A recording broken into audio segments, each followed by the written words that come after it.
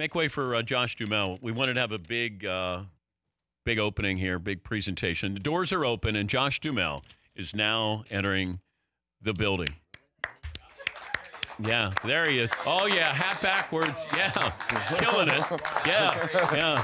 How you doing, Paul? There we go. Fritzy, how you doing? Yeah, there you go. How you doing, my man? Yeah, there's Josh Duhamel. Yes. Hat backwards, shoes on top. You got two phones there? I just woke up. No, I have your pack. I got my phone. I got my wallet. Oh, you do? Yeah. Did you just wake up? I did. I had a late night last night. Karaoke and hard. Where'd you go? I was down in Koreatown. And what's your go-to song? Africa by Toto. That was a good one. That was a big hit. There's not a big call. Hell was another one. There's not a big call for Toto. No. But it's an amazing. It's got to be one of the greatest songs of all time. No, it's not. I test the waves down in Africa. My voice is a little sore today. It sounded much better than that. Oh, it did? Yeah. So we're glad to have you. I didn't know you were karaoke. I didn't know you had talents. I don't usually.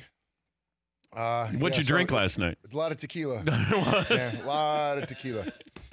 So here we are. I'm a little slow, that's why. That's okay. We're glad to have you. So your Final Four, you got Arizona, North Carolina, West Virginia, and Duke. Arizona beating Duke in the title game?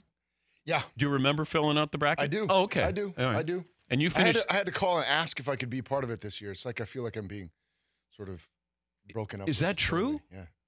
Fritzy, is that true? Yeah, I had to call Paul and ask if I could be in the. That's not true. Here's Josh did not realize he didn't have the security in himself to know that your inner circle. It was on the way to you. Oh, really? You jumped the gun. Oh, it was on the way. Yeah, like it's a Hollywood line. The Hollywood line. No, don't call us. We'll call you. You've had that before, right? What? You've had those meetings where they say they'll call you. Oh yeah, daily. What is it Still like? Always waiting for that give me call. the biggest movie you auditioned for. And you didn't get it. The biggest one I auditioned for was it John Carter of Mars? Remember that movie? Yeah. It didn't do so well. So it's good that you didn't get it. I was heartbroken because I thought I was going to get it. Yeah. And it turned out to not do so well. So sometimes, those can be blessings. But what is that like when you go in and like you put your heart in front of somebody? That's part of the game, man. You gotta have a really thick skin because you get rejected a lot more than you get accepted in this. But how do you get rejected? How do they tell you? Have you ever been told right to your face, like, no, you got no shit, you got no shot? Yeah, I mean, normally you just don't get the call. Yeah, you got to call them. Like I thought it went pretty well. So it's like it's either if they'll come up with a nice reason why. It's usually like, well, you're too young, you're too old, you're too tall was one. Yeah. Okay, is there sucked? Is there heightism in Hollywood? Yeah, I think so. Because most of the women are, you have to have the same height and not really. Camera look. It's not as big a deal as you might think. They have little apple boxes that. But Vince Vaughn is a tall guy. He's taller than me. He's about 6'5" or 6". Yeah, I think. So he's done pretty well. Yeah. But it feels like you have to be a little shorter, like Tom Cruise, like a jockey. Yeah, like 5. You can't be over 6 feet tall. Yes, you can. There's a lot of people that are plenty tall. Okay. I was trying to help you. Look at you. You're what, 6'2"? Yeah, 6'3". 6'3". Sorry. Yeah, 6'3". Sorry, Dan. Yeah. But the only person who puts me in their movie is Sandler. So it's not like I'm auditioning. Yeah, well, you keep telling me you're going to do my movie, and I said I would help you. I will voice that for you. You will? Yes, but you have to give it to me. I did. Didn't I send it to you? You didn't give me the copy. You sent me your voice. Oh, I sent you my version, but I thought you guys were going to take my version and rework it. Send me. Okay. Paulie's like, oh. No. He sends me the opening of his movie, and then he said, I want you to voice it. I said, okay. He doesn't send me the copy. I will do that today. Okay, and then I'll voice it for you. Okay. And then you can, I'll give you a little smoke on it. I'll give you a little bit of love that down here. It's gonna be amazing. Yeah. What happens if? Oh no. This is very apropos. What happens if you do it and we don't use it? Would you be hurt? No, you wouldn't. No, like if you get Morgan Freeman, then fine. No, I'm But just. if you get like Steven Seagal or somebody, No. It would really never. do. The only reason we would. I don't even want to say this because I'd really love for you to do it. Okay. But there's a VO at the end. You might have to do a VO at the beginning and at the end just to like tie the whole thing Yeah, together. I can do that. Okay. Yeah. Look at that. He's already getting smoky. Yeah. Yeah. This is going to crush. I know. Well, that's why I wanted you to do it. Do they give an Academy Award for voiceover in No. movies? They do not. No. Okay. In a world. But I'll do it for you. I would love that, Dan. And I mean that. No, but I 100%. said I would do it. Just send me the copy. Okay. And I promise. Done today. Do you want to explain your bracket philosophy or strategy? You know, I don't know much about what's going on this year. I saw a few of the games. I have Oklahoma losing first round. To Rhode Island. Yeah. My Rams. I have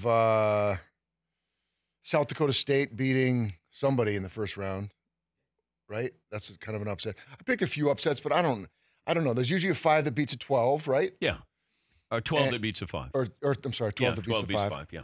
And I just felt like, Arizona's got a chip on their shoulder. They got 2 amazing players. I forget their names. Treon? And Ayton? And what's the guy's name's going to go number 1? Ayton. Yeah. He's really good. Yeah. He might be the best player in the tournament. Yeah. That's what I hear. Did you have a favorite player growing up? Yes, I did. I loved Johnny. Remember Johnny Dawkins? Yeah. I loved Left-hander. watching him play. Duke? Yeah. Yeah. He was one of their first stars when you think. Like Danny Ferry was probably of that era with Coach K. But pre-Leitner, Johnny Dawkins. I thought Johnny Dawkins was that athlete that you didn't expect to go to Duke. Right. And then all of a sudden you were like in a Tommy Amaker and, Right. Coach K. And then all of a sudden he went to the one and dones. So he got these kids to stay. I like that Coach Calipari said, it wasn't cool, recruiting one and dones until Coach K did it. Right. That Calipari does it. Coach K can do no wrong. Yeah, but Calipari's ahead of the game with the one and dones. Coach K does it, and then all of a sudden people go, "Boy, that's a smart coach." What do you think they're going to do? Are they going to continue that, or are they going to go back to just you don't have to go at all, or are they stay 2 years? Well, the NBA is the one that holds all the cards. It's not college basketball. I think it hurts college basketball, doesn't it? The one and done? Yeah. No, I'd rather have you for one than none. Well, I'd rather have you for 2 than 1. Yeah, but then I'm being greedy. But these kids should be able to decide if that's what their future is and they want to try, and if it doesn't work, then, Should they be able to come back into college if it doesn't work? That, I think, should be open. That should be on the table. Depending on whether or not they got drafted where they Yes. We're talking to Josh Duhamel. Let's see. You won a daytime Emmy? I did. For soap opera stuff? Yeah. Really? Yeah, all my children. Is this when you my died? second year? No, this was it was the year before that. Is it hard work to be on a soap opera? Yeah. It's incredibly it's like boot camp for actors, really. I had no experience going in. Yeah. So for me, learning how to, hit my mark, learn my lines, all that stuff is like day in, day out. And it's like, you sink or you swim. What was your character's name? Leo Dupre. Did you get Leo to... Dupre. Oh, Dupre. did it change to Dupre? Well, the guy that I play opposite of now on Unsolved Yeah. he's Darren Dupree. And I played Leo Dupre. Okay. Dupres. It was French. I was like Euro trash. But did you... I came in leather pants and a mohair sweater. Did you have an accent? No. I told you I was very new. Okay. But you would have an accent now if you did. Probably. Yeah. Yeah. What was the guy that used to do the Leo Corinthian Dupre. letter in the what was that accent? Ricardo Montalban. Yes, it would have been Ricardo Montalban's accent. Oh, the fine Corinthian leather. Why must she love me so much? Yeah. What is that accent, by the way? Where's he from? Where's Ricardo Montalban from? Checking. I have no Google idea. I have no idea. You're all happy with Kirk D. Cousins, right? I have mixed feelings about it. He's obviously a good quarterback, good solid quarterback. But I thought Case was a good solid quarterback too. And what I liked about what Case did this year was he won games in the clutch, and he pushed the ball downfield. Wait, so you're not sold on this yet? I'm not. Oh. I mean, I'm not against it either. I think that he could be really good. I just didn't see him win a lot of big games in the clutch when they could have. I'm happy for him. Okay. I'm happy for us. I think it's going to be all right. Paulie, where's Ricardo Montalban from? He's from Mexico, Dan. Oh. So He's from Mexico. He's from Mexico. Okay, there. So what do you guys think about the Kirk Cousins move? You like it? Yeah. I mean, that's kind of the same thing I have. It's like, I think so. He could do really well. A lot of guaranteed money. And I'm not against these guys getting their money. Yeah.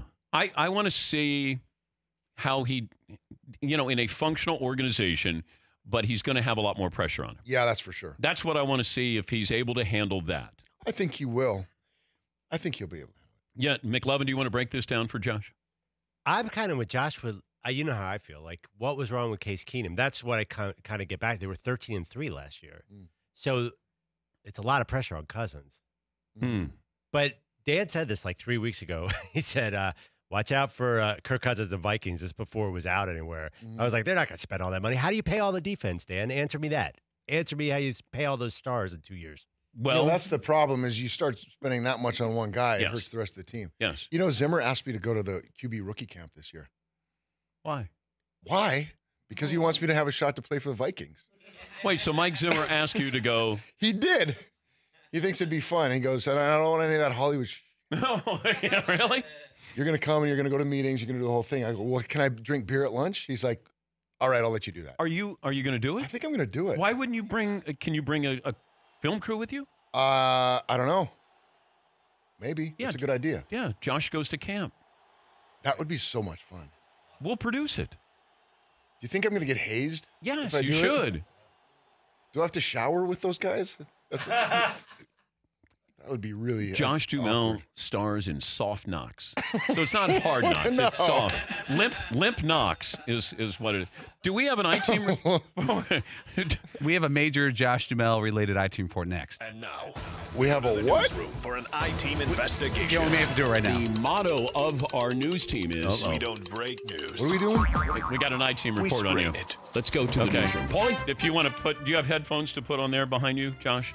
So, Paulie, you have an I-Team report on Josh. Yeah, our buddy Josh Duhamel said he went out singing karaoke last night. Your song was Africa by Toto. Can you sing the chorus again for me, Josh? I bless the waves down in Africa.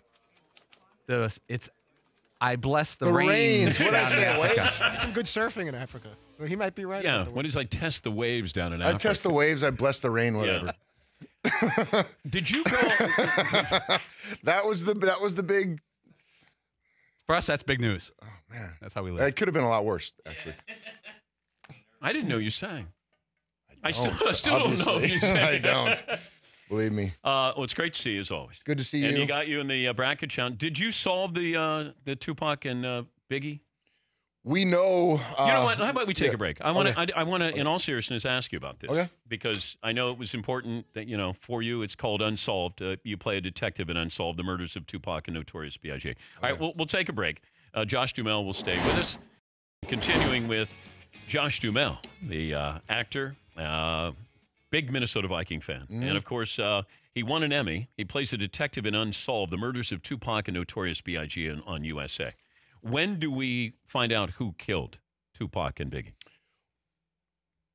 You find out in this. I mean, what we do is we lay out all these facts. You see what actually happened. And the problem, the show is called Unsolved, but it's not as if they don't know what happened. Solving this case would have taken a monumentous sort of, feat just to get all the testimony, to get, both of the killers are dead, and it would have cost a lot of money to bring the trial. So there were two people that. There were two investigations. The original one in 1996, and then the one that my character came on. Greg Kading started the second investigation in 2006. Okay. After Biggie's mother sued the LAPD for $400 million. So I brought together this task force with ATF, FBI, sheriff's departments, and other areas, just to give as unbiased opinion about what actually happened as possible. Will we ever, is there any conclusion to this? Yeah, I mean, there's confessions. What happened was after we concluded that the LAPD wasn't involved in the actual murder, they didn't have any, they were off the hook for $400 million. So it was crushing for Kading and his whole team to have to go. They worked for three, I think almost 4 years trying to figure out what actually happened, and then they just kind of got everything pulled out from underneath them once they were free of any liability. I know people wanted it solved, but then you got very little cooperation from people who were around it or knew something, and then you're worried about retribution. You got gangs involved in this. Right. Well, that's part of the problem is there are confessions, but how much of this stuff can you trust? Nobody wants to rat anybody out because you might end up dead. There was a lot of gang activity at the time that even now people don't want to talk. Well, I was curious if they see you in this role, if somebody's come up to you and given you information or told you something that. No, not since then. I mean, that may happen soon. The show just started airing a couple weeks ago, but Kading is 95% sure on one of the murders and 100% sure on the other, which is pretty good. It's not what you know, it's what you can prove. And that's, they know, it's just how do you prove it with so many people who don't want to talk? No, it's an interesting concept. Mm-hmm. But have you seen it yet? Have you seen the show yet? No, I saw the trailer for it. It's really good. Anthony Hemingway did an amazing job. It has that feel of, remember OJ, The People versus OJ? Yeah. I thought I knew everything there was to know about that case. I skipped class in college to watch that. And it's a different perspective on it. Sort of pulling back the curtains and seeing, how these deaths affected their families, how it affected the detectives trying to bring justice to the families. Yeah. And Tupac and Biggie as humans, not just hip hop icons, who were friends first. Did you see the OJ If I Did It? The lost tapes, the interview that Fox had last weekend? No, I have not seen that. Yeah. I mean, it's OJ basically confessing. Really? Yeah. I mean, it's. But he says it's if hypothetical. Yeah. But he certainly knew how he would have done it. Let's put it that way. But he walks you through it. And then at one point, I think he says, and he always has that creepy laugh. And then he talks about being with somebody named Charlie. Now, Charlie is involved in it. There was somebody else who was involved in this as well. But I remember interviewing him. When was that, Paulie? I interviewed OJ. 02, 03, around there. So I'm in Florida, Miami, and I have this brilliant idea. Let me interview OJ and talk college football with him because he's still one of the great football players of all time. So I thought maybe I could do an interview with him and talk about, USC and memories. And I got there and I realized it was just a horrible idea because nobody cared. They all thought that he did this. So I sit down with him and he wanted me to know that he didn't do this. And there was this awkward moment, because we're talking college football. I'm talking memories and we did like a 30-minute interview and then we changed tapes. So the cameraman goes, all right, you have to stop. So I'm about 4 feet away from him. And we're waiting for the cameraman to put another tape in. And there's silence. And then he goes, you think I did it? And I go, oh, creepy. Yes. And then my cameraman said, all right, we're ready to roll. I actually said, did what? You said yes? I said yes. I said, did what? To his question. He said, do you think I did it? I said, did what? Because I wanted him to say it. And he said, kill those 2 people. And I said, yes. And what was his reaction? He didn't say anything. The cameraman said, we're ready to roll. And then he wanted to try to convince me that he didn't do this. But my body language is so bad because I'm leaning back in my chair as far as I can go, as if he's going to stab me during the interview. But to be that close to him, first of all, what struck me is he was not an imposing figure. He looked frail. He looked like how many years ago was this? Was that 15? 15 years ago, wow. 16 maybe. But yeah, to be there, and then he's telling me all these crazy stories, and I have no idea what his life is like. And I walk by a room in Vegas, and they're doing a porno, and then they want me to come in. They'll pay me $3 million. Like, he just started telling me, like, crazy stuff. And then I realized I should have followed up. But I told him I wasn't going to be talking about this, that I was only going to talk football. So I was trying to be fair to him. And my camera crew, when he came in, they said, look, we're not shaking his hand. I said, you don't have to shake his hand.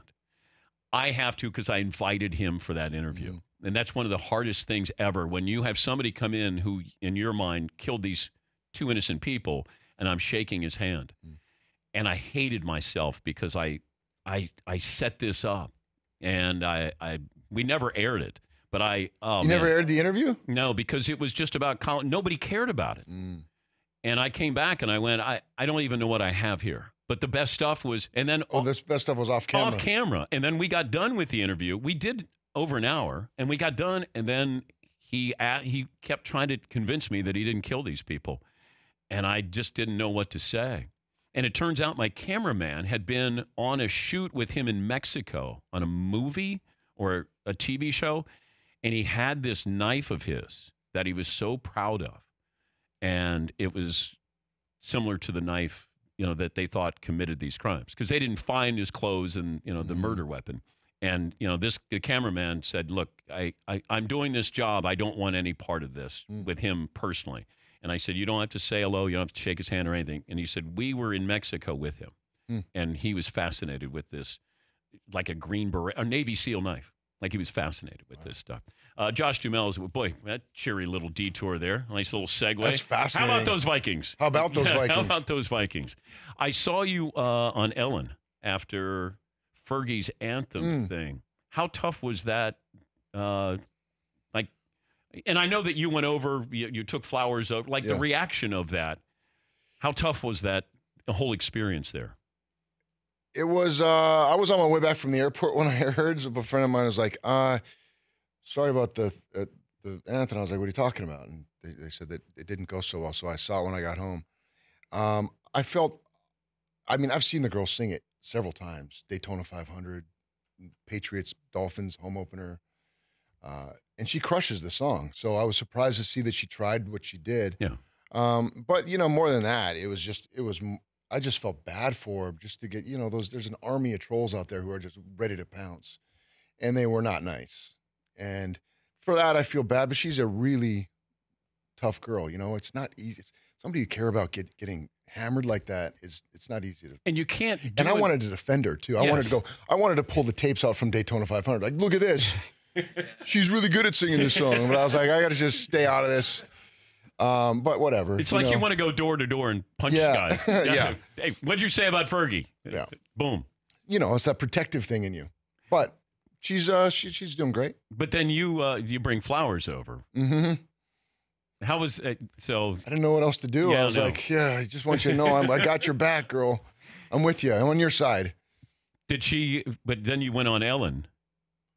I did go on Ellen. Where you did they bring you on to talk about that? I didn't know they were going to, just like I didn't know we were going to talk about it today.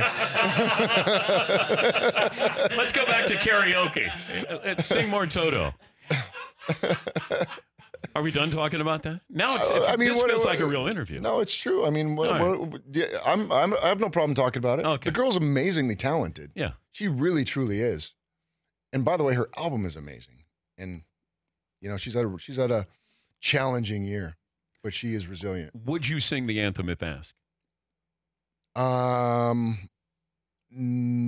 You would not? No. Nobody needs to hear like that. The Vikings would ask you. See, this is what I do. If I'm Mike Zimmer, he's inviting you to quarterback camp. Mm-hmm. I would make you stand up and sing the anthem. You would? Yes. At quarterback camp? Yeah. Why? Just I'm there to win a job, to haze man. you. No, you get hazed. Now, okay, so is this official that Mike Zimmer invited you to quarterback Yeah, camp? I don't know if he had a little too much whiskey or something the night before, but he did. But recently he said, "Are you going to come to camp?" And I was like, "You really meant that?" How good would that be? I would love though? to go do it. Because I gotta get my arm. How old are you? 45. So this is what Brady's looking at right now. Right. If he sees you, are you better than Sam Bradford right now? No. Oh, you're not. Okay. All right. Okay. All right. Well, I'm not sure. Am I more durable than Sam Bradford? Probably. Brady is going to look at you and say, "That's what I'm going to look like when I'm 45." Yeah, Brady is going to look to me and I could be that. Yeah. Right? No, McLovin. But is this like a mini camp? Is this? It's a rookie. It's more fun than anything. He asked me to do it. No, and I was but that's like, pretty wow, cool. That's amazing. I want to see the new facility first of all. Yeah. The new practice facility. Yeah. And so that's great. Yeah, I mean, if he really means it, I'll go do that. It'd be awesome. Yeah, McLovin. Are there any rookies in that camp? Because they have Cousins. They just traded for Trevor Siemian. They did? Yeah. Is this going to be just you? I don't know. I don't know how Maybe I'll be the only rookie. Yeah. So what if you're like running the first team practice at the rookie camp? you're running first team snaps with him? Yeah, Paulie. Josh, would you retire from acting if Mike Zimmer offers you a 2-year contract to be a third-string quarterback? For 2 years, I would retire from acting. Yes. Yeah. What if you could never act again, but you would be a Viking third string quarterback? You would be on the practice squad of the Vikings. No. You would not do that. No, I enjoy my job too much. How about you get to be a holder during games on extra points?